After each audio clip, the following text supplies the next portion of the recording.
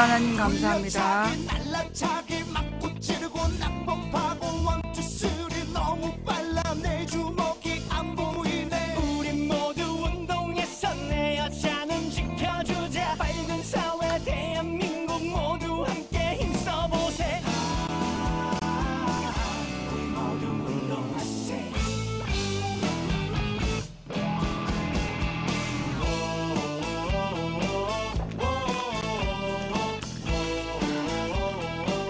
뭐?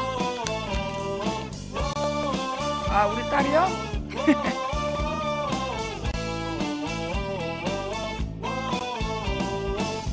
자, 방송을 하게 된 계기요?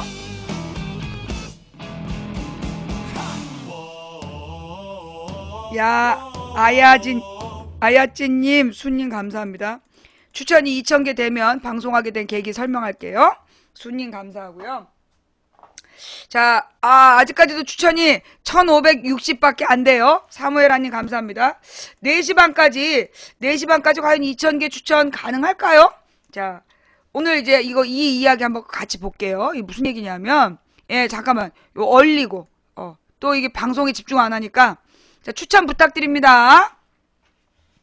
김영삼 정권 출범 첫 해인 93년, 문민정부 사학비리 1호로 교육계에서 퇴출된 김문기 씨 일가가 강원도 원주시 상지대의 운영권을 다시 장악했다. 김 씨의 둘째 아들 김길남 씨가 지난달 31일 상지대 이사회에서 새 이사장으로 선출된 것이다. 김 씨 일가는 상지대 정이사 9명 가운데 6명을 확보해 정관 개정, 총장 선임 등 전권을 휘두를 수 있게 됐다. 사무엘아님 감사합니다. 교육부가 추천한 최영복 이사장 및 상지대 교수, 학생, 교직원 등 대학 구성원이 추천한 임현진 서울대 교수와 교육부 추천 이사인 한송 전 강릉 원주대 총장 등 이사 3명은 옛 재단 쪽을 견제할 수단이 없다며 김씨 일가 복귀에 반대해 그 전날 사임했다. 김문기 씨가 93년 3월 학생 부정입학 등의 혐의로 구속되고 이듬해 대법원의 실형 선고로 상지대 이사장에서 해임된 지 20여 년 만의 일이다. 상지대 운영권을 둘러싼 학생, 교직원 등 학교 구성원들과 김문기 일가의 오랜 싸움이 김씨 일가의 완승으로 기운 셈이다. 교육부 소속 행정위원회인 사학분쟁조정위원회가 김문기 씨 쪽에 이사 과반 추천권을 보장하고 교육부는 구성원들의 이사회 파행 특별 감사 등 요구에 뒷짐 만진 결과다. 그러니까 이게 지금 상지대에서 얘네가 돌아올 수 있었던 게 뭐냐? 지금 박근혜 정부의 교육부가 밀어준 거예요. 상지대 김문기 일가가 돌아올 수 있도록 이 사학분쟁조정위원회에서 일부러 뒷짐지고, 그리고 이 김문기 일가에서 그리고 김황식도 연관되어 있어. 이 상지대 사태가 유신 정권과 함께 탄생했고, 그리고 이게 왜 김황식이 친박인지가 여기 또 나와. 이거 집중해서 잘 보세요. 자, 이 방송 볼만하세요? 볼만하시면 추천 부탁드립니다. 김문기의 상지대, 원래 상지대는 지역인사 원홍묵 씨가 63년에 4년제 야간대로 설립한 원주대학이었다. 72년 교육부 임시이사로 파견된 김문기 씨가 74년에 이사장이 되더니 재단 이름을 청암학원에서 상지학원으로 바꾸고 자신을 설립자로 정관에 넣었다. 그런데 김 씨는 당시 원주대 인수 과정에서, 그러니까 당시가 언제야? 74년이죠. 문교부 장관이던 민관식 씨의 비호 아래 돈 한 푼 들이지 않았다는 게 원 씨의 주장이다. 연아씨 엄마님 감사합니다. 뭔 얘기인지 알겠어요? 그러니까 이 김문기라는 사람이 상지대를 원래 그 원홍묵이라는 사람이 63년에 4년제 야간대학을 만들었는데 그 대학을 돈 한 푼 안 들이고 뺏은 거야. 72년도에 문교부에서 파견한 이사로 와서 74년도에 문교부 장관의 비호를 받으면서 남의 대학을 뺏은 거예요. 돈 한 푼 안 들이고. 예. 이게 무슨 얘기인지 이제 감이 와? 요 얘기 알고 있었어요? 이런 이야기 여러분들 알고 계셨어요? 난 오늘 처음 알았어요. 예. 나는 이 상지대 사태에 대해서 상지대가 이런 과정을 거쳐서, 예. 여러분들 처음 알았죠? 예. 오리나무님 감사합니다. 그러니까 그래서 이게 이 박근혜 정부가 들어서자마자 상지대를 돌려준 거야. 박근혜 정부가 그냥 이명박 때부터 박근혜까지 초지일관 상지대에게 돌려주려는 쭉 일관된 노력을 했어. 예, 한번 보세요. 강원도 강릉 출신의 김문기는 14살 때 서울 인사동 빠고다 가구의 종업원으로 사회 첫 발을 내딛었다. 김 씨가 구속된 93년 당시 언론 보도를 보면 김 씨는 60년대 후반 민관식 씨의 선거운동을 도운 인연과, 민관식이 그 당시 문교부 장관, 이 선거운동을 도와주고 당시 뽀마이카 가구의 선풍을 타고 축제, 재산을 모으는 데 성공했고, 상지대를 인수한 뒤 학생 등록금과, 자 여기서부터가 이제 잘 들어요. 그러니까 이런 과정으로 상지대 뺏었어. 그 다음에 한 짓이 뭐냐 하면 그 뒤로 학생 등록금과 부정입학 따위로 챙긴 돈 등으로 부동산 투기에 나서 60만 평 규모의 부동산 왕국을 세웠다. 93년 국회의원 재산신고 당시 185억, 93년에 185억 원이면 지금 돈으로 따지면 한 2천억 원 돼요. 예. 이렇게 신고해서 집권당 의원 가운데 3위를 차지했다. 김 씨는 유신 독재 시절 통일주체 국민회의 대의원. 여기서 유신 독재 시절에 통일주체 국민회의 대의원이 뭐냐? 한마디로 박정희 계속 찍어줬던, 박정희를 가서 옹립했던 그 기관. 전두환 노태우 정권 시절에 민주정의당, 민주자유당의 등 여당 국회의원을 3차례 지냈다. 이거 몰랐죠? 이거 지금 몰랐죠? 와, 이게 이런 인간이었어. 이게 그 한마디로 박정희, 전두환, 노태우 시절에 급성장한 인간이었던 거야. 이들이. 예. 상지대는 김씨 일가의 일자리이자 축제 수단이었다. 재산을 축적하는 수단이었다. 김씨 일가가 이사, 총장, 비서실장, 전문대 학장, 교무과장, 한방병원 총무과장, 회계 서무과장 등 요직을 독식하기도 했다. 아내, 사위, 매제, 팔촌, 문중 인사 이런 사람들한테 학교 운영을 맡긴 거야. 김 씨는 상지대 운영에서 사재 180억 원을 투자했다고 주장하지만 그 돈이 어디에 쓰였는지는 확인할 길이 없다. 재단 전입금이 90년에 3,000원. 3천만 원도 아니고 3억도 아니고 3,000원. 92년도엔 한 푼도 없었대요. 그러니까 얘네들이 그 재단이라는 게 원래 자기네들이 재단에서 돈을 내서 대학을 운영해야 사학재단에 어떤 운영권이 주어지는 거잖아. 근데 재단에서 학교로 들어온 돈이 90년에 3,000원, 92년에는 빵원.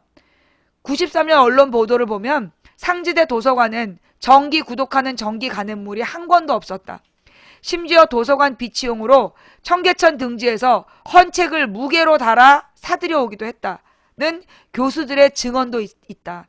상지대 인수 직후에는, 그러니까 74년에는 모든 교직원한테 봉급 포기각서와 백지 사직서를 받았다. 김문기 씨가 이사장이던 78년부터 93년에 상지대에서는 이사회가 단 한 차례도 열리지 않았다. 기가 막히게, 그러니까 한마디로 박정희 시대가 이렇게 운영됐다는 얘기야. 박정희 시대가 이런 식으로 운영되던 나라였다는 거예요. 김문기 씨는 감옥에서 나온 뒤 끊임없이 상지대 복귀를 시도했다. 2001년에서 2년 학교 안 자신의 사유지에 팻말을 세우고 건물 공사를 하겠다면서 철제 빔을 쌓아뒀다. 지금의 정무는 김 씨가 알박기 한 땅을 상지학원에서 법원에 땅값을 공탁하고 수용한 뒤에야 2007년에 세울 수 있었다. 김 씨는 정문 후문 근처에서 주택 건물을 사들여 구성원들을 비난하는 펼침막을 내걸기도 했다. 이 90년에 재단 전입금 3,000원, 김문기 이번엔 달라질까?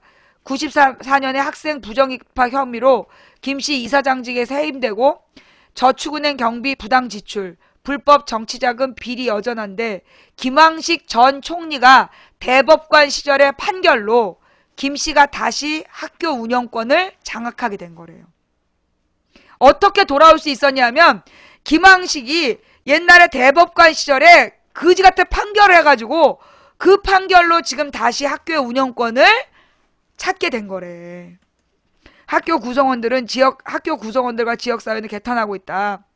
학교 돈 손댄 사람 학교에서 손 떼야 된다. 김씨가 이사장에서 해임된 뒤 상지대는 비약적으로 발전했다. 김창국 전 연세대 교수, 한한상 전 교육인적 자원부 장관, 강만길 고려대 명예교수, 김성훈 전 농림부 장관, 유재천 전 한림대 부총장 등 10막 높은 원로들이 총장으로 추대되면서 민주대학의 기반을 다져왔다. 교수협의회, 교직원노조, 총학생회, 총동문회 등이 총장 후보를 추천하고 이사회에서 승인받는 제도를 정착시켰다. 매년 대학본부가 제출한 예산안을 총학생회가 검토했다. 이런 투명한 학교 운영의 결과 상지대는 92년 교직원이 144명에서 2009년에는 364명으로, 입학 정원은 1550명에서 2036명으로, 그리고 자산은 306억 원에서 1898억 여원으로 성장했다. 이 기간에 한방의료진흥센터, 자연과학관 등 10수개의 건물이 신축, 중축됐다. 교육부도 상지대가 정상화됐다고 판단하고 2004년 정이사 체제로 전환시켰다. 그랬더니 2007년 5월 대법원의 임시이사의 정이사 선임은 무효라는 판결이 이런 흐름에 찬물을 끼얹었다. 이게 김황식이 내린 판결이야. 김씨가 2004년 상지대의 정이사 체제 전환을 무효하라며 제기한 소송에서 김 총리가 대법관 시절 주심 제기한 소송에서 김 총리가 대법관 시절 주심을 맡은 이 판결로 2003년 정이사로 뽑힌 변형윤 서울대 명예교수, 박원순 아름다운 재단의 이사, 현 서울시장이죠. 최장집 고려대 명예교수 등 9명이 이사직을 잃었다. 2010년 사학분쟁조정위원회는 옛 재단이사 과반 추천권 보장 기준을 앞세워 김문기 씨 쪽 여럿을 정이사에 임명했다. 사학분쟁조정위원회가 국가에서 운영하는 이런 사학재단의 비리를 감찰해야 되는데 얘네들이 김문기 손을 들어줬다고.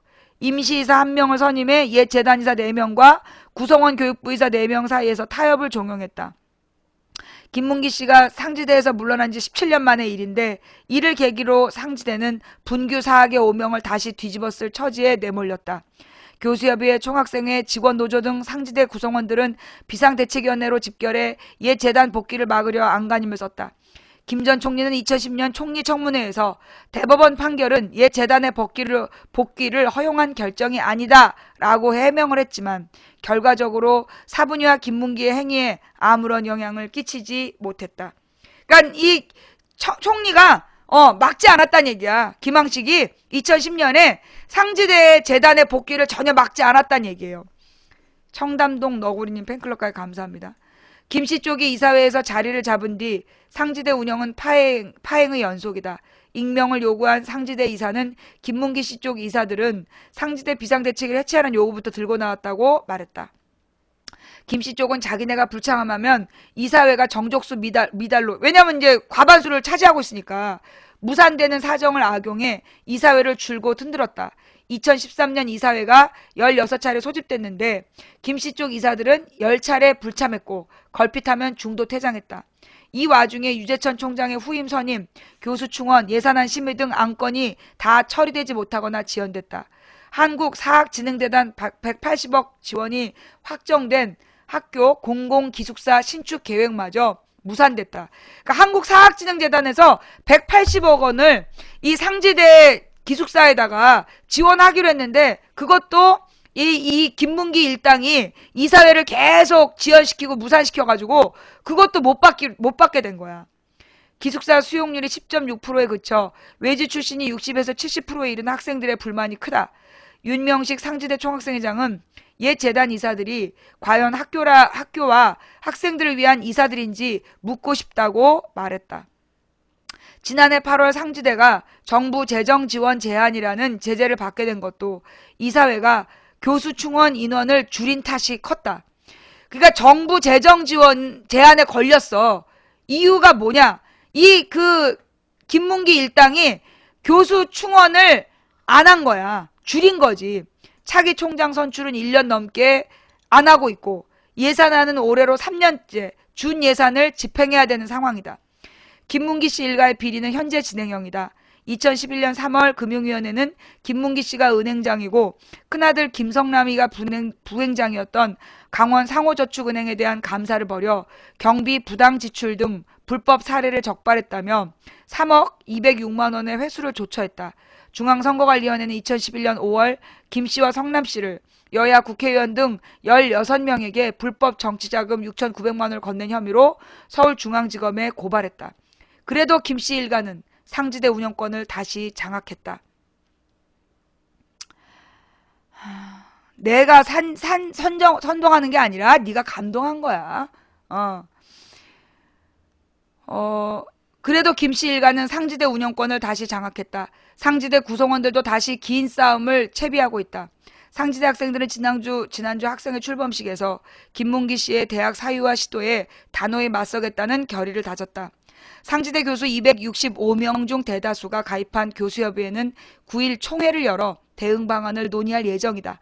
상지대 교수협의회 공동대표 최동건 교수는 대학 민주화의 상징이 무너지게 됐다. 구성원들이 20여 년 학교를 되살려 키워온 노력이 수포로 돌아갈 위기에 놓였다고 침통해했다. 사학개혁 국민운동본부 상임대표이기도 한 정대화 상지대 교수는 사학비리의 전형인 자가 20년 만에 다시 대학에 들어오는 역사의 반동적 상황이 전개되고 있다고 한심하고 통탄할 일이라고 개탄했다. 지역사회에서도 우려하는 목소리가 나온다. 택시를 운전하는 이용조 씨는 상지대가 많이 좋아졌고 최근엔 입학 성적도 올라갔다. 다시 혼란에 빠지면 안 된다고 말했다. 협동조합의 메카 원주에서 신협운동에 힘써온 최정원 원주협동 사회경제네트워크 이사장은 돈을 우선시하는 이들에게 교육을 맡기다니 매우 잘못된 결정이다라고 걱정했다. 1일 서울집에 가려고 통학버스를 기다리던 상지대생 오아무개군은 이런 말을 했다. 학생 돈에 손을 댄 사람은 학교에서 손 떼야 하는 거 아닌가요? 신아무개 씨는 군대 갔다 3년 만에 2학년에 복학했는데 문제가 오히려 악화돼 답답하다며 김문기 씨의 옛 재단이 복귀해서는 안 된다고 말했다. 김문기 씨의 차남 김길남 새 이사장은 한겨레의 인터뷰 요청을 거절했다. 알고 있었어요? 여러분 이 상지대 사태에 대해서 알고 있었어요? 몰랐죠?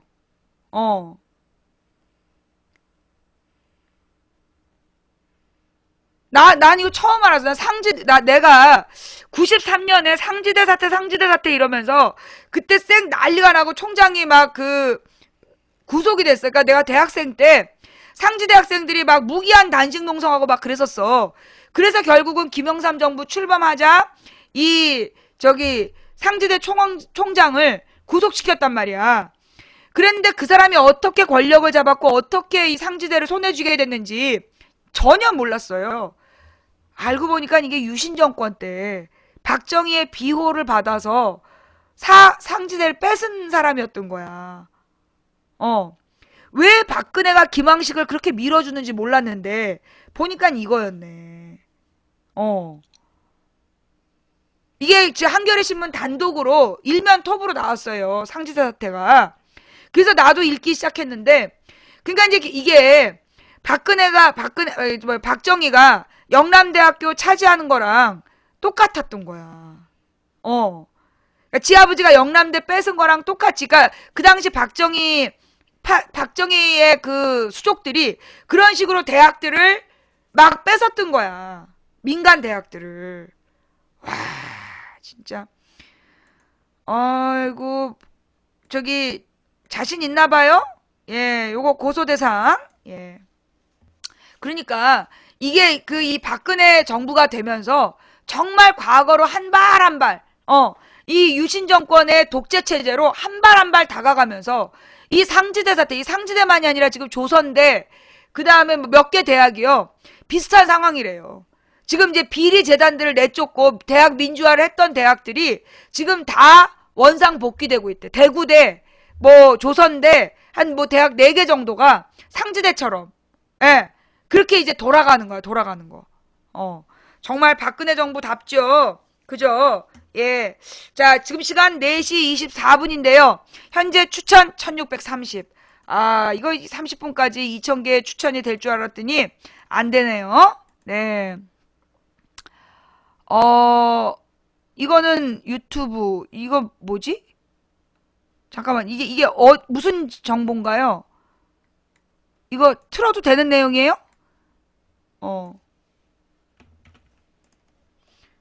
미디어 몽구? 그건 틀어도 되지. 벚꽃이 활짝 피고 이제 봄이 막 시작되는 좋은 시간에 여러 선생님들 학생들과 함께 있지 못하고 또 가족과 함께 있지 못하고 이 자리에 있는 게 정말 안타까운 일입니다. 어떻게 학교 현장에서 이런 일이 있을 수 있을까 하는 일들이 실제로 일어나고 반복되고 있음을 보고 정말 비탄을 금할 수 없었습니다.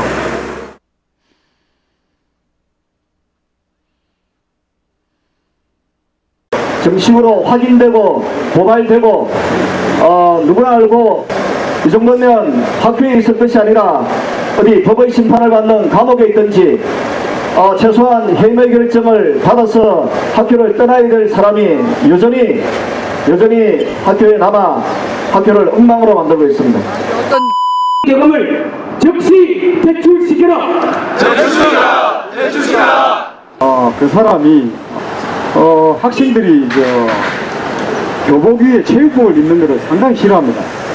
그 급식실에 애가 몸이 안 좋은 애가 남학생이 밥을 먹으러 가다가 걔가 이제 몸이 안 좋으니까 체육복을 입고 왔어요. 반대 교감이 딱 서갖고 있었는데 그러니까 이마가 딱 아가 놀래가지고 버뜩 벗었어요.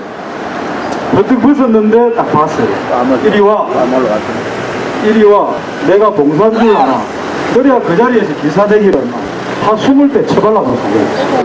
뭐 완전히 애가 막 정신없이 이제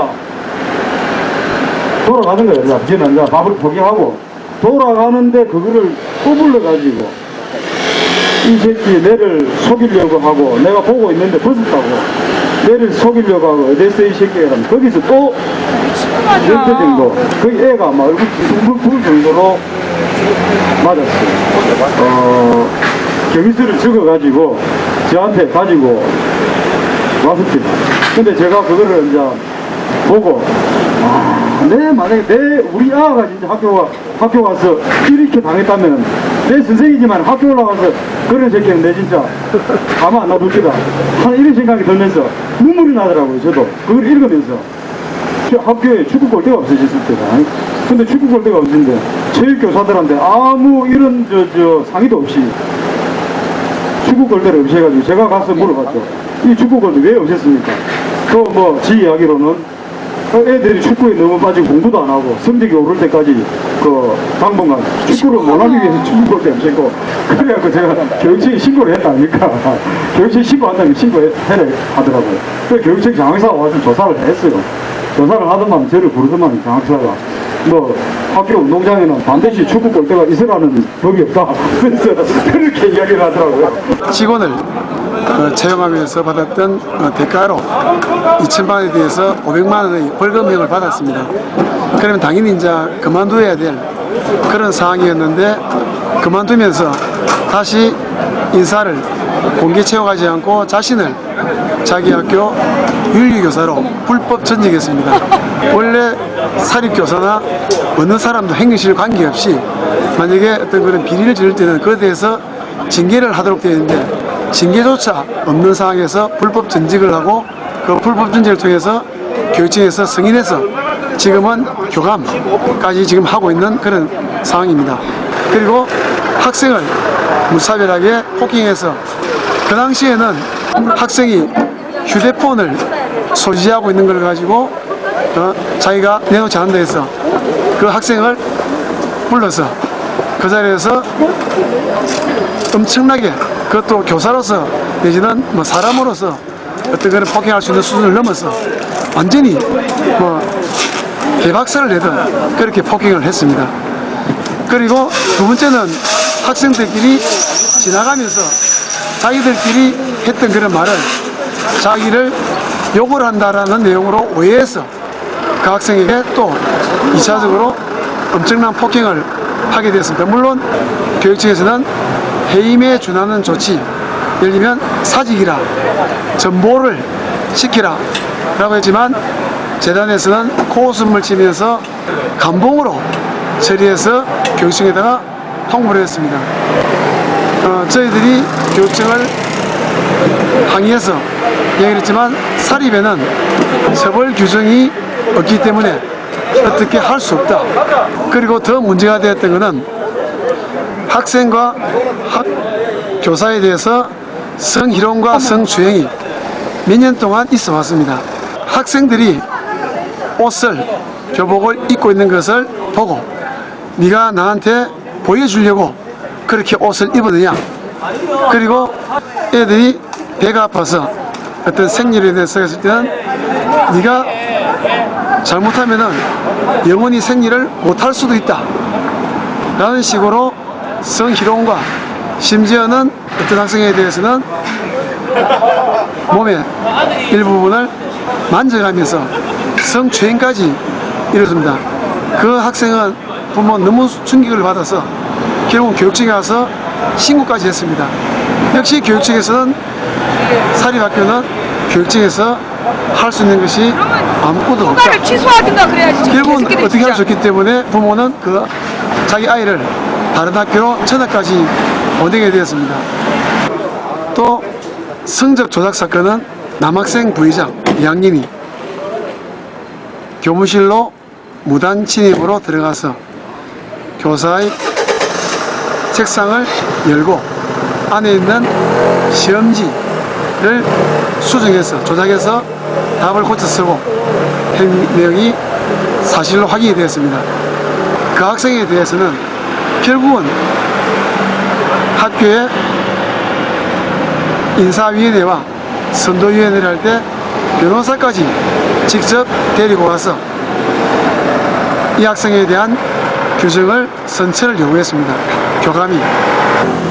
물론 그것 외에도 참 엄청난 있으면 되지 않는 그런 사건들이 너무나도 많았지만은 이 교육청에서는 지도 감독에 대한 부분도 한 번도 없었고 또 사립에는 처벌 규정이 없다라는 이것에 대해서 이제는 더 이상 참지 못하기 때문에 학생들이 일어나고 부산시 사립성인들 이것만은 바로잡아야 된다. 이것이 바로잡지 못하면 부산사학의 교육은 쓰러지고 만다. 그런 마음으로 담아서 오늘 교사 결의대회를 하게 되었습니다. 이와 같은 일이 왜 벌어지겠습니까? 사립학교법이 우리가 그렇게 노력해서 만들어 놨던 것이 어느 분이 이렇게 만들었죠? 비닐하우스 딱 천막 6개월 치니까 다시 원위치 되어버렸죠? 네. 그 책임은 분명히 져야 될 것입니다. 우리 사립시장님들은 명확하게 기억할 겁니다. 2005년에 사립학교법 노무현 정부 시절에 개정해가지고 참 개방형 인사제도 들어가고 했는데 그걸 또 누가 도로 원시시켰습니까? 네, 지금 저 청와대에 계신 양반 아닙니까? 아, 그 양반 국회 와서 농성도 하고 뭐 촛불도 들고 난리 쳐가지고 2007년에 되돌렸잖아요. 우리가 뭐 사립학교 끌어먹자 그랬습니까? 이 사회에 감시할 사람 한 사람 정도 넣어놓으라는 게 그것조차 안 되었습니다. 그리고 부산의 사립학교 지금 재정에 아마 한 99%가 공적인 예산이 들어갈 겁니다. 교육 예산이 투입된다는 이야기입니다. 그런데 왜 사립학교를 교육청이 제대로 감시 감독을 못한답니까? 저는 이해가 안 가요. 사립학교의 자율성을 보장해 주더라도 세상에 내 돈 내놓고 권리 주장 못하는 게 그게 병신이지. 그게 왜 제대로 된 교육청입니까? 내 돈 내놓은 만큼만 하면 될 거 아닙니까? 네. 심각하네. 예, 미디어문고 홈페이지에서 후원이 가능하답니다. 예. 하여간 그게 이제 이게 박근혜 세력 기반 중에는 이런 비리 사학들, 예, 이 비리 사학 재단들이 그 세력 기반으로 있는 거야. 이 사람들의 특징이 막 박근혜 찬양, 박정희 찬양을 하잖아. 이게 전국에 이런 학교들이 많아요, 지금. 지방에도 그렇고, 그죠? 전국에 지금 박정희 찬양하고 박근혜 찬양한 사람들의 공통점, 걔네들이 뭐냐? 비리사학이야, 비리사학. 문제 있는 인간들이 박정희 때 그렇게 저렇게 비정상적인 방법으로 학교 운영권을 획득하고, 그러면서 이 이상한 방식으로 축제를 하고, 재산을 축적하고 그러면서 지금까지 박정희, 박근혜, 우상화의 선두에 서 있는 거죠. 그들의 이익을 또 박근혜는 보장해 주는 거고. 이 상지대 비리나 조금 아까 본 이 고등학교의 비리나 이런 것들을 지금 박근혜 정부의 교육부가 바로잡을 마음이 있다 없다? 없다는 거예요. 이 지금 박근혜 시대에 들어와서 우리가 느끼는 건 뭐냐면 국가 운영의 기본 질서가 다 무너져 내리는 거야. 국가 운영의 기본 질서가 다 무너져 내리고 있다는 거예요. 정말 심각한 상황이야. 이명박 박근혜 10년의 정권이 우리 대한민국의 미래를 한 200년은 나는 후퇴시킬 거라고 봐요. 왜냐하면 점점 이제 이 시대가 그 이제 개방적이고 토론하는 사회는 답을 찾아가는 속도감을 낸다면 우리는 지금 40년을 돌아간 거잖아. 다른 사람들이 앞으로 갈 때 우리는 10년에 걸쳐서 40년의 역사를 돌려서 이 50년을 돌아간 거야. 이러기 때문에 이게 50년 전으로 되돌린 이 역사가 앞으로 전 세계랑 공조할 수 있는 기본적인 발걸음을 같이 할 수 있는 수준으로 다시 자리 잡으려면 천안댕기동장님 감사합니다. 앞으로 100년을 쫓아 다른 나라보다 50년이 뒤진 건데 다른 나라보다 50년이 뒤진 거기 때문에 그러면 우리는 50년 늦어졌잖아. 그럼 다른 나라는 계속 1년에 10년씩 앞당겨 가고 있잖아. 그러니까 우리가 기본적으로 이 50년 뒤늦은 걸 다시 원상태로 가는 도중에 다른 나라들은 100년, 200년 앞으로 간다는 거예요.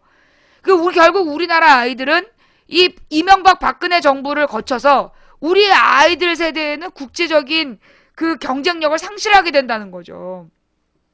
지금은 우리나라가 세계에서 선진국으로 대우받고 있어요.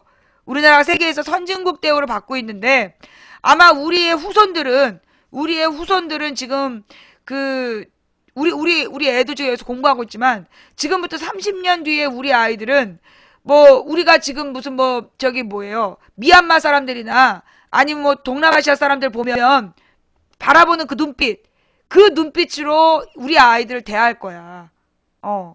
GF님 감사하고요. 상황이 매우 심각한, 이 박근혜 인권 의식, 그 다음에 박근혜 정부 들어서서 지금 인권위원회 등급이 지금 보류 판정 나오고 있죠. 그 다음에 지금 교육, 법, 국회, 모든 게 다 무너졌어. 심지어는, 근데 웃기는 건 뭐냐면, 이게 김대중 노무현 때보다 이명박 박근혜는 안보 더 하잖아. 안보 더 하는데 사고는 더 많이 쳐, 북한에. 이번에도 그렇잖아요? 안보 얼마나 떠들었어. 근데 이거 지금 무인항공기 또 발견됐잖아. 계속 나올 것 같아, 지금 보니까. 무인항공기 계속 나올 것 같아. 그러니까 대한민국의 상공에, 대한민국 상공은 예전에 뚫렸던 거야. 백날 안보 떠들면서 어떻게 노무현 때보다도 안보가 허술하냐고. 말로만 안보야, 말로만 안보. 자, 그거 마지막으로 내가 사실은 또 하나 준비한 내용이 있는데 현재 추천이 2,000개가 안 돼가지고 이거 안타깝네 이거. 이게 추천이 이게 1670 추천밖에 못 들어왔어요. 이게 이제 지금 현재 아까 추천이 오류가 나서 많이 추천을 못했다는데 입안보야 입안보. 입진보가 아니라 주둥이 안보. 말로만 안보지 실제로 안보를 위한 어떤 노력도 안 해. 이게 1800개만 돼도 어떻게 내가 다음 준비한 이 삼성생명과 삼성생명의 지금 지분이 흔들릴 수 있는 대대적인 사건이 벌어졌는데 구름고객님 감사합니다.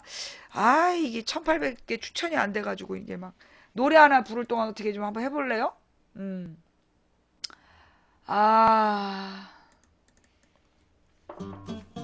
자, 아직 추천 안 하신 님들, 지금 오신 님들, 그리고 빨리 그 카톡에다가 여러분 카톡 프로필을 빨리 바꿔주세요.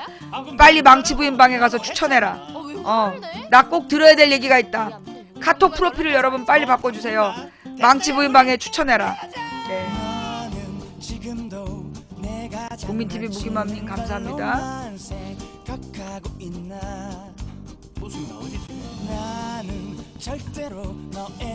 준종님 감사하고요.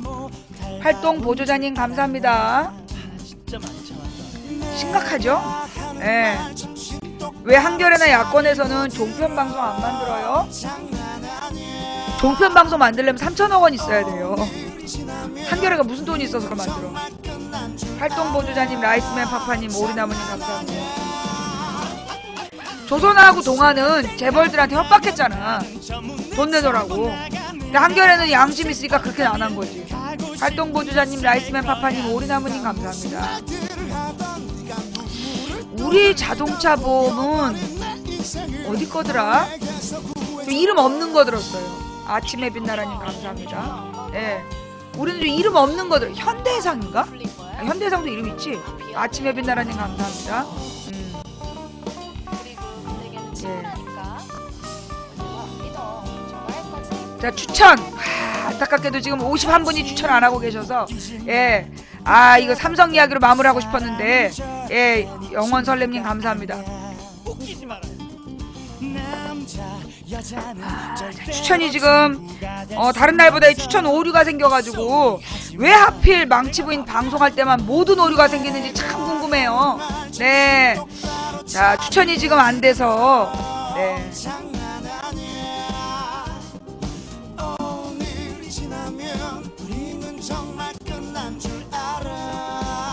다른분님 감사합니다. 알림이도 오류. 아 오늘 또 무슨 뭐 업데이트 했어요? 아프리카 이렇게 뭐가 업데이트 되나? 자 33분 남았습니다. 33분만 더 추천하시면 돼요. 자 손가락 움직여서 로그인 하시고 예, 추천해 주시면 대단히 감사하겠습니다. 여러분 이 방송을 나중에 그 팟캐스트나 또는 그 저기 뭐야 유튜브에서 들으시는 분들 예 생방송 때는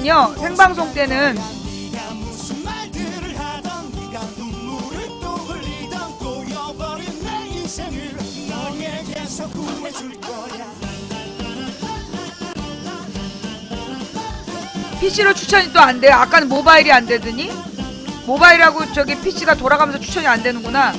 20분 남았어요. 20분. 20분 남았습니다.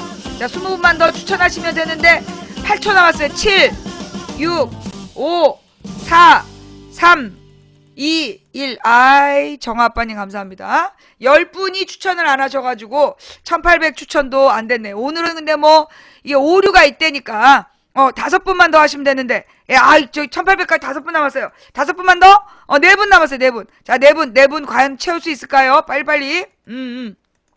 에이 안 되나 보다. 예. 자 이렇게 포기하지 말고 또 눌러보면 또 한 분 3분 남았어요. 예. 그 뽀송이 코님 감사하고요. 정아아빠님 감사하고요. 네. 자 이게 넘었어. 1806명 감사합니다. 네 대단히 감사합니다. 제가 몇 번 말씀드렸지만 많은 팟캐스트 방송하시는 분들이 그 팟캐스트 방송을 들으시는 가장 좋은 장점이 뭐냐면 자기가 아무 때나 듣고 싶은 데부터 다시 들을 수 있고 이런 것 때문에 들으시잖아요. 근데 이 망치부인 방송의 가장 큰 메리트는 어디에 있느냐? 실시간 채팅에 있어요. 실시간 채팅으로 의견을 공유하고 그 의견들에서 좋은 답을 찾아내. 그렇기 때문에 이 망치부인 방송의 가장 큰 장점은 어디에 있다? 예, 이 채팅창, 실시간 채팅창에 있다. 그러니 여러분들 웬만하면 그 평일낮 2시부터 5시까지 아프리카로 접속하셔서 망치부인 방송을 시청 하시면서 생방송 중에 채팅창에 많은 정보가 있어요. 예, 조금 아까 우리 팩트TV에 무슨 정보들도 나오고 있고, 예, MBC에서 PD수첩 광우병 제작진을 또 징계해요? 부관 참시하는 거야? 미친 거 아니야? PD수첩 광우병 팀 죄 없다라고 대법원 확정 판결 났는데 왜 징계를 해? 왜? 미친 거 아니야? 예.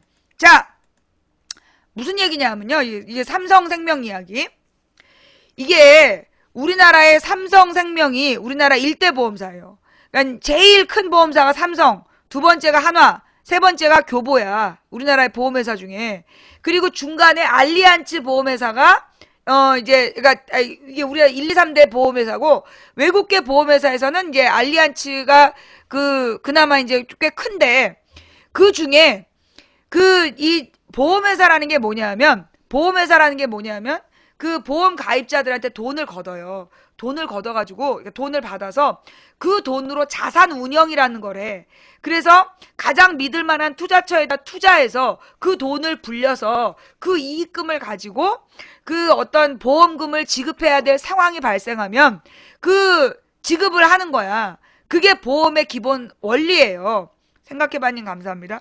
그런데 보통 이런 보험회사들이 자산 운영을 할 때 대체로 주식 투자는 그 3%를 넘지 않는다는 거야. 5%를 넘지 않는데, 그러니까 우리나라 법에 주식 자산 운영이 5%를 자산 운영의 5% 이상을 주식 투자를 안 하게끔 되어 있나 봐. 그런데 그러니까 그 관례야. 세계적인 관례. 생각해봐님 감사합니다. 그런데 삼성생명은 자산의 몇 프로를 주식에 투자할까요? 예. 삼성생명은 자산의 무려 10.9%. 10.9%를 주식에 투자하고 있는 거야. 근데 원래 이 보험회사의 주식 투자는 지극히 꺼려진대요. 못하게 되어 있대. 왜냐하면 만약에 그 주식 투자했다가 주가가 빠져버리면 보험 가입자들에게 대대적인 손해를 끼치기 때문에 그 보험 가입자들 보호하기 위해서도 그 5% 이상을 주식 투자를 안 한다는 거야. 우리나라에서 삼성 다음으로 주식 투자 제일 많이 한 데가 알리안츠 생명이래. 근데 알리안츠 생명도 고작해야 3.4%래요. 3.04? 알리안츠 생명이 주식 투자를 제일 많이 한, 그러니까 삼성 다음으로 많이 한 회사인데 그게 3.4% 주식 투자했다는 거야.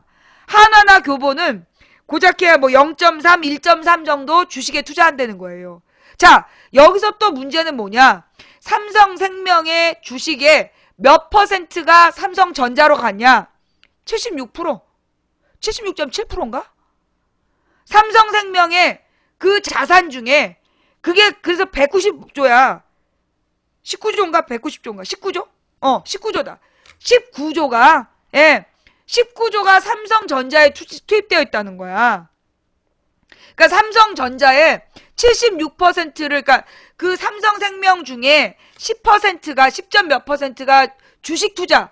그것도 문제가 있잖아. 근데 그 주식을 갖다가 그것도 어디에다가 삼성전자의 75% 이상, 삼성물산, 그 다음에 어디더라? 그래서 하여튼 삼성 계열사에다 몰아주고 있는 거야. 예. 심각한 문제예요, 이거. 근데 자, 여기서 문제는 뭐냐? 응? 여기서 문제는, 여러분 삼성전자 주가가 거품이라는 얘기 들어봤죠? 국제증권 전문가들이 삼성전자의 영업실적이라든가, 그런 걸 따져봤을 때 지금 삼성전자 주식의 적정가는 30만원대다. 그게 작년인가 재작년에 나온 얘기예요. 작년, 재작년에 삼성전자의 적정 주식가가 30만원, 36만원 정도 되면 적정가다. 그런데 삼성전자 주가가 130만원 정도 되잖아. 120만원 정도가 넘은 거야. 4배 정도가 부풀려져 있거든요. 삼성전자가. 라푼젤님 감사합니다. 그런데다가 지금 삼성전자가 그 애플하고 소송을 계속하고 있잖아. 근데 이 애플하고 소송을 해가지고 지금 이긴 것보다 진 게 더 많고 갚아야 될 벌금도 몇 조 원이야, 지금. 몇 조 원대로 지금 붙고 있단 말이야. 그 애플하고 지금 그 삼성하고 붙는데 사실은 이게 그 iOS하고 또 안드로이드하고도 붙는 거야. 그러면서 이 애플이 구글을 대상으로 해서 덤빈 건데 구글의 그 소프트웨어를 삼성이 제일 많이 팔아주고 있단 말이야. 그래서 이 전쟁이 계속된다는 얘기예요. 그러면 이런 과정에서 사실은 그래서 외국인들이 투매를 한다는 거지. 라푼젤님 감사합니다. 그래서 현재 지금 이제 삼성생명의 자산 운영이 첫 번째는 잘못됐다. 두 번째는 그 자산 운영의 방식이 삼성전자에다가 70몇 %를 투입하고 있는 거, 이거 굉장히 심각한 문제다. 이게 지금 전 세계적으로 주식이 뻥튀기 되고 있는데 특히 우리나라 5대 대기업의 주식이 심각하게 뻥튀기 되어 있다는 거야. 거품이 심각하다. 그래서 지금 전 세계 금융업계에서 뭘 걱정하냐면 이게 지금 금융 버블이다. 이게 꺼지게 되면 각 나라 경제는 어떻게 될지 모른다는 얘기야, 지금. 그게 지금 삼성생명의 보험가입자들의 자산을 가지고 지금 얘네들이 아주 이렇게 골 때리는 짓거리를 저질렀는데 어떻게 이게 가능했냐. 다른 나라에서는 이걸 아예 법으로 금지하고 있어요. 다른 나라에서는 아예 법으로 금지하고 있고 우리나라도 법으로 금지하고 있어요. 그런데 법에 뭐가 있었어?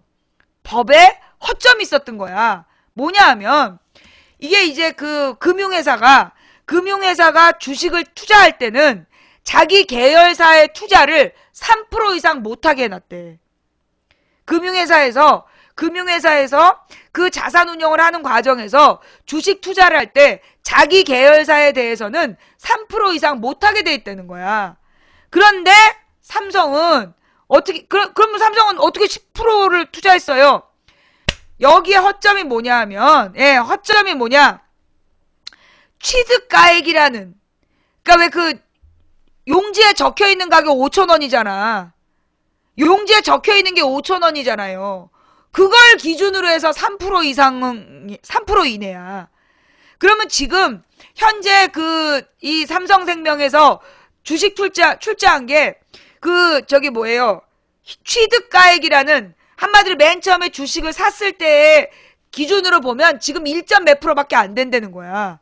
1.7%밖에 안 된다는 거야. 그 실제로는 10점 몇 프로인데. 그래서 지금 이종걸 의원이 지금 법을 바꾸겠다는 거야. 뭐냐? 다른 금융회사들은, 뭐 증권이나 다른 회사들은 전부 다 그 기준이 취득가액이 아니라, 한마디로 써져 있는 금액이 아니라 공정거래가, 공정가격, 현재 거래가를 기준으로 한다는 거야. 그럼 현재 거래가격으로 10%가 넘는 건데 그 액면 써 있는 가격으로 해서 1점 몇 프로라고 우기고 있는 중인 거야 지금. 그래서 지금 이제 이종걸 의원이 바꾸겠다는 법이 뭐냐? 소위 취득가액이라는 그 규정을 없애겠다. 공정가액으로 바꾸겠다. 그 얘기를 한 거예요. 그러면 이게 법의 형평성을 위해서인데, 그렇게 되면 문제가 뭐냐? 삼성전자에서 가지고 있는 그러니까 삼성생명이 삼성전자에다 투자를 했고, 그 투자가 전부 다 이건희하고 이재용하고 얘네들 삼성 가족들의 그 지분 운영하는 수단으로 쓰여졌다는 거야. 결국 삼성생명의 가입자들의 돈으로 이건희, 이재용이 지분을 유지하고 있었다는 거야. 가을호사비님 감사합니다. 그래서 지금 이 법을 개정하겠다라고 칼을 빼들은 거예요. 이종걸 의원이. 과연 이종걸 의원은 이 법을, 자, 이거 좀 알아들었어요? 뭐야, 10배지, 10배. 10배라니까, 지금? 공정가격하고, 취득가액하고 비교해보면요, 10배 정도 차이가 나요. 그래서 지금, 지금 19조 원 중에 14조 원을 팔아야 되는 거야. 주식을 매각해야 되는 거야. 삼성생명이. 근데 그렇게 되면, 이게 이건희하고 이재용의 그 경영권이 흔들린대. 그래서 이게 지금 난리가 났다는 거야, 지금 삼성에서는. 근데 이 법이, 이 삼성생명법이라고 이름 지어진 이유가 뭐냐? 그래, 기사로 쭉 한번 읽어봅시다, 우리. 이게 통과가 되면, 거기 해당되는 건 딱 삼성생명밖에 없대. 다른 보험회사는, 내가 그랬잖아. 삼성이 삼성생명 자본을 가지고 지금의 젓가락지가 된 거다. 그러면 삼성생명의 돈은 누구 돈이냐? 결국 친인척 중에 삼성에 누가 들어가면 국민들이 울며 겨자 먹기로 삼성에 다 가입했어야 됐잖아. 악착같이 가입할 때까지 연락하고 그러니까. 그러니까 삼성 보험 설계사들이 계속 계약 때문에 막 힘들어하고 이러면 가족들이 괴로워하니까 어쩔 수 없이 다 가입해주고 그랬던 거 아니에요. 그래서 가입한 돈으로 결국 이건희, 이재용이 황제처럼 살았단 얘기야. 그 돈을 가지고. 자, 삼성생명법 초읽기. 삼성 떨고 있나? 과연 이종걸 의원이 이걸 끝까지 실행할지 난 그게 더 궁금해. 자, 새정치연합 쟁점할까? 보험회사가 계열사 주식을 과도하게 보유할 수 없도록 하는 보험업법 개정안이 이르면 7일 발의될 것으로 보인다. 문제 있는 애들 내용은요, 스샷 떠서 올려주세요. 예, 제가 잘 고소한 데 쓸게요. 국회 정무위 관계자는 이날 현재 새정치민주연합 이종걸 의원이 법안을 만들어 14명 의원의 서명을 받은 상태이고 빠르면 오늘 대표 발의하게 될 것이라고 밝혔다. 현재까지 새정치연합 의원 12명, 정의당 의원 2명이 법안에 서명했다. 이 법안이 주목받는 이유는 개정이 이루어질 경우 보험사 중 유일하게 삼성생명 보험만 적용을 받게 될 것이기 때문이다. 그래서 삼성생명법으로 불리는 이유다. 현행 보험업법에 따르면 보험회사는 총 자산의 3% 이상에 해당하는 계열사 주식을 보유할 수 없다. 문제는 주식 평가 기준이 법안에 명시되어 있지 않다는 점이다. 현재 정부는 보유 한도 기준을 주식의 취득 원가로 적용하고 있는데 이게 특혜라는 거예요. 취득 원가라는 게 보험업에만 적용되어 있다는 거야. 이 때문에 개정안은 보유 한도 기준을 취득 시 가격이 아니라 현재 시장에서 거래되는 공정가액으로 변경토록 했다. 그러니까 교보나 하나는 공정가격으로 생각해서 그만큼만 소유하고 있는 거고 얘네들은 취득가액을 가지고 부풀려서 자기네 이 경영 지분을 확대했던 거야. 현재 보험회사 중 시가 기준으로 3% 이상이 넘는 계열사를 보유한 회사는 삼성생명이 유일하다. 즉 법안이 국회를 통과하면 삼성생명은 삼성전자 등 보유 주식을 대거 처분해야 한다. 지난 1월 삼성생명에 따르면 삼성생명의 총 자산은 현재 193조 원에 달한다. 법안이 통과될 것을 가정하면 총 자산의 3%, 즉 5조 8천억 원 이상의 계열사 지분을 보유할 수 없게 된다. 현재 삼성전자, 삼성물산 등 24개 삼성 계열사 주식 등을 19조 원가량 보유하고 있는 삼성생명이 13조 원 이상의 주식을 처분해야 한다는 이야기다. 삼성생명은 삼성그룹 순환출자 고리의 핵심이다. 잘 들어요. 삼성생명이 삼성전자 등의 주식을 처분하게 될 경우 그룹의 지배 구조에 변경이 생기거나 경영권 승계 구상 등의 제동이 걸릴 수밖에 없다. 이 때문에 정치권 안팎에서는 삼성 측 대관 업무 관계자들이 그러니까 그 기관 대관 업무가 뭐냐면 그 정부 기관 업무를 그러니까 정부 기관을 이렇게 대책 세우는 업무 이런 관계자들이 이 법안에 서명한 의원실을 방문해서 법안 저지를 위한 로비에 들어갔다는 말이 나오고 있다. 국회 정무위 관계자는 이 법안 때문이 아니어도 삼성생명 관계자들은 매일 정무위 의원실을 찾아온다며 언론 보도 등을 보면 삼성 측에서 의원실 등에 로비를 하는 정황도 있어 보인다고 말했다. 이 법안에 서명한 의원실 관계자는 향후 삼성 측의 로비가 거세질 것으로 보인다고 했다. 이 법안에 서명한 의원들한테 로비할까요? 다른 의원들한테 로비할까요? 여기서 질문. 이 법안에 서명한 14명의 의원한테 로비할까요? 나머지 의원들한테 로비할까요? 나머지 의원들한테 로비한다는 얘기예요. 이 관계자는 그럼에도 불구하고 이제 법안 발의를 취소할 수 없는 상황까지 왔다. 명분도 충분하다고 본다. 향후 논의 과정에서 삼성만 혜택 줄 수 없다는 논리에 법안에 반대하는 의원들이 반박하기도 쉽지 않을 것이라며 4월 임시국회 논의 과정에서 이 법안을 새정치민주연합 지도부가 쟁점화시켜야 한다고 말했다. 자, 여기서 두 번째 함정이 나오죠. 과연 김한길 안철수가 이걸 쟁점화시킬까요? 금산분리 등 경제민주화 추진의 연장선 차원에서 보험업법 개정안 등을 통해 현재 친재벌 정책으로 선회한 것으로 평가받고 있는 박근혜 정부와 각을 세워야 한다는 것이다. 그러나 삼성 측 관계자는 현행 보험업법 등의 규제는 장기 투자를 목적으로 하는 보험업 특성상 다른 금융업과 형평성을 논하기 어렵다. 정당한 규제인데 이걸 고친다는 건 오히려 보험 소비자들에게 불안감을 가중시킬 것이라고 반박했다. 아니, 규제는 다 풀라며. 박근혜가 모든 규제를 풀라며. 그래서 지금 시장이 난리가 났는데 왜 삼성을 위한 규제는 살려둬야 돼? 참 웃긴 얘기죠. 모든 규제를 다 풀으라고 규제 생쇼를 해놓고 대기업을 위한 규제는 유지해주는 거야. 이게 박근혜 정부식 정치죠. 나라의 근본이 무너지고 있어요. 나라의 근본이. 네. 자, 지금까지 추천해주신 1859분께 진심으로 감사드리고요. 마지막으로 한마디만 더 할게요. 그 박원순 시장은 무공천을 번복하면 안 된다라고 얘기했고, 최문순 의원은 무공천 번복해야 된다라고 얘기했다라고 대비시켜서 언론에서 보도하고 있어요. 근데 박원순 시장이 얘기한 건 그거 아닌가요? 원칙적으로 박근혜가 약속을 지켜야 된다 그 얘기하는 거 아니야?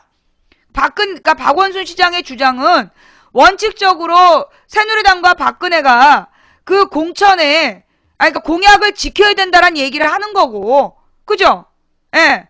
그리고 나머지 지금 단체장들이 하는 얘기는 현실적으로 새누리당이 이 법안을 박근혜 공약을 안 하겠다라고 얘기한 마당에 우리만 무공천을 하는 건 선거법 위반이다라는 얘기고, 현행 안철수의 주장은 선거법 위반이에요. 왜냐하면 현행 선거법에는 기초 공천하게 돼 있어.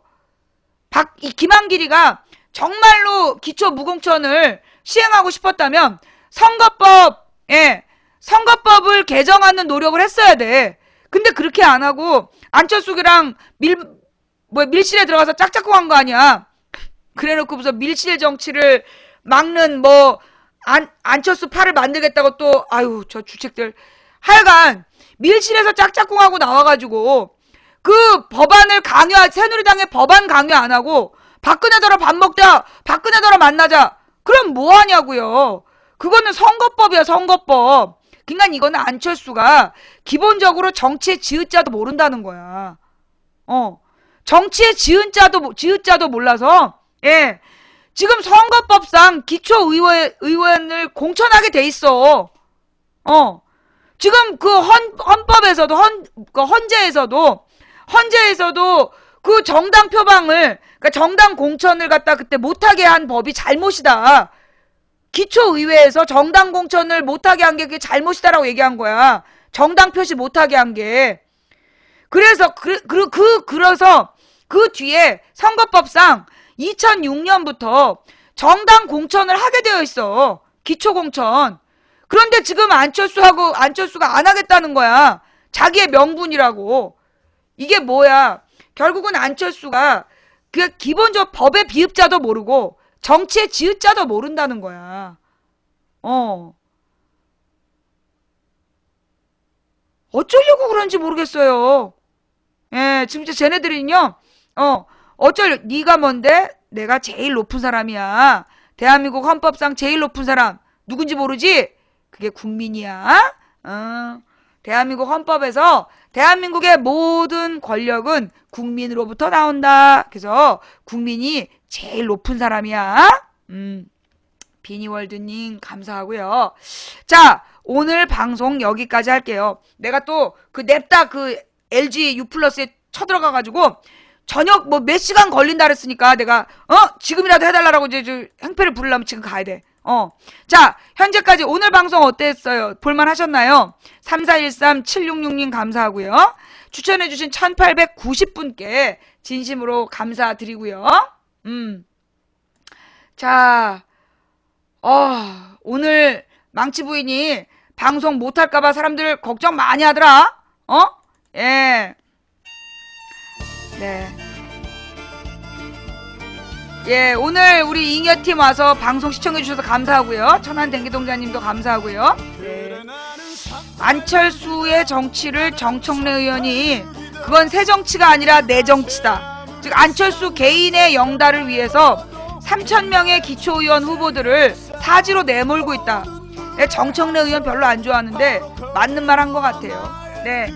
자, 오늘 방송 부족했다면 죄송하고요. 네, 제 나름대로 준비는 해봤는데 어떻게 마음에 드셨는지 모르겠어요. 네, 시청해주신 여러분 대단히 감사드립니다. 특히 처음부터 끝까지 시청해주신 여러분 감사드리고요. 제가 인사 못했는데 혹시 선물 주신 분들 감사드리고요.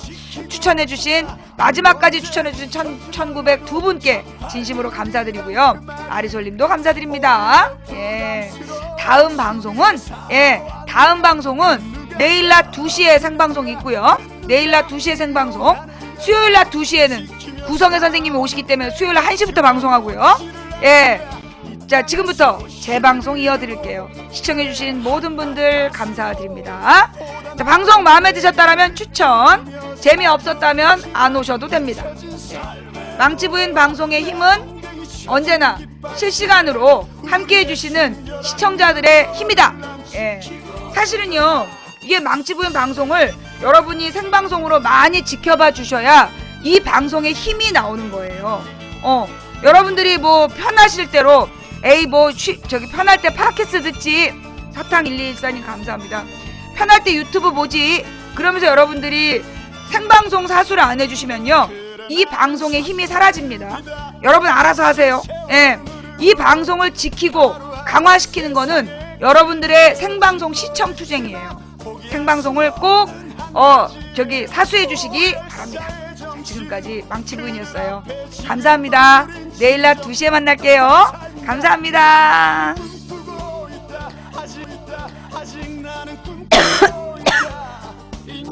맥코리아님 감사합니다. 감기 걸렸나? 나 오늘 등산해갖고. 네. 내일 낮 2시에 생방송, 그리고 내일 낮 2시가 생방송이고요. 지금부터 재방송해드립니다.